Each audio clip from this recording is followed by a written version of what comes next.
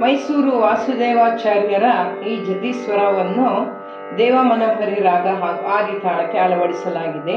ದೇವಮನೋಹರಿ ರಾಗವು 28ನೇ ಮೇಳಕರ್ತ ರಾಗ ಹರಿಕಾಂಬೋಜಿಯಲ್ಲಿ ಜನ್ಯ.